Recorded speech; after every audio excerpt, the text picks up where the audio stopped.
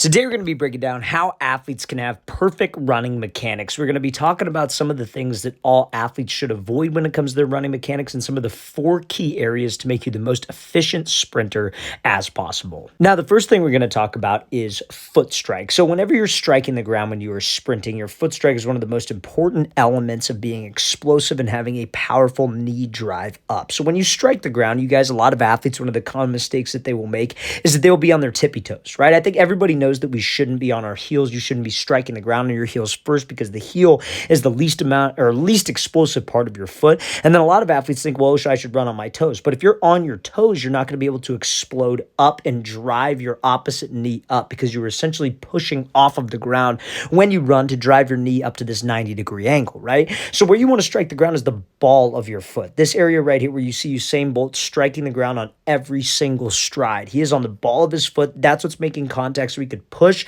That's a fast part of your foot. That's the most explosive part of your foot. And you see how his heel nor his tippy toes are making contact first. So to be fast, guys, we need to make sure we stay on the ball of my foot. Next thing I want to discuss is arm swings. So a lot of people, what they will do when they are sprinting is they will get to this point where you see Usain Bolt is, and they will flatten out with their arms. Guys, when you go back in your arm swings, you want to be at a 90-degree angle. You want to have your hands go right past your butt cheeks and then your hand right up to your face cheek. So right past your pockets, right up to your face is the magic spot that you want to be at, but you want to maintain that sharp 90-degree angle. You want to drive from your shoulders. You want to think of your shoulders almost like one of those big clocks that swings back and forth from second to second. That's how you want to think of your shoulders. You want your shoulders to swing that 90-degree angle back, working in tune with your arms. Now, another mistake that a lot of athletes will make is they will not go straight up and straight back. At this point right here where you see Usain Bolt, his hands up by his face, he's got that sharp 90-degree angle. A lot of athletes go this way and they rip across their body. When you go across your body, your hips start to turn.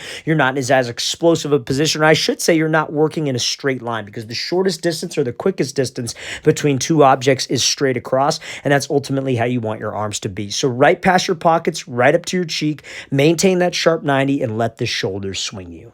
Now, also, fellas, if you are an athlete and you would like to gain weight this offseason, check out that very first link in the description below where you can get our AG Labs Whey Protein Powder. We have 3 separate flavors. Currently, we have vanilla, we have chocolate, and we have a salted caramel flavor. So if you guys would like a protein powder that's easy on your stomach, will help you gain weight this offseason, check out that very first link in the description below and use the promo code FIRST15, like here at the top of the screen, for 15% off your first order. Again, promo code FIRST15. FIRST15 for our 30-serving protein powder, help you guys gain weight, gain muscle mass this offseason. Now, the next area we're going to discuss is the heel cave. So a lot of athletes you see when they strike the ground, obviously we don't want to strike on my heels like we mentioned. Obviously we don't want to strike on my tippy toes like I mentioned. We want to be on the ball of my foot. But something that a lot of athletes lack is an area called ankle stability, and this limits their speed. For a more explosive stride, for a more explosive knee drive, when the ball of your foot makes contact with the ground, your heel does not want to touch the ground. You see Usain Bolt, when he strikes the ground, there is a small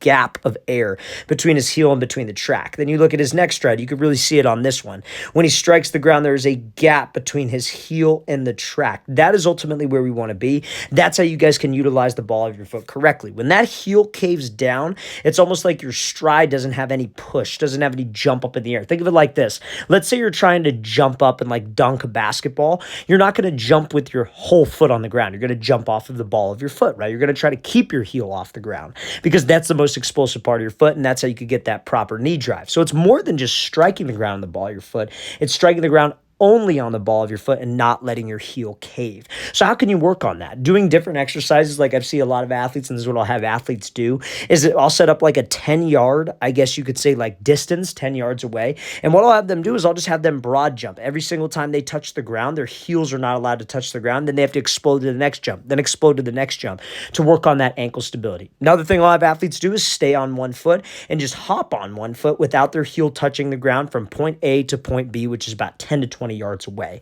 All those exercises can help build that ankle stability so when we sprint, we don't have that heel cave and I don't put myself in an unathletic spot. Now, the next thing I want you to pay attention to is how relaxed Usain Bolt is while he is running and how much he is breathing. I think something that a lot of athletes do when they're trying to run fast is they tense themselves up. They're trying to run as hard as they can. They grit their teeth together. They don't breathe, for lack of a better word. But I want you to pay attention to how relaxed Usain Bolt is. He's breathing. You can see his face is not tense.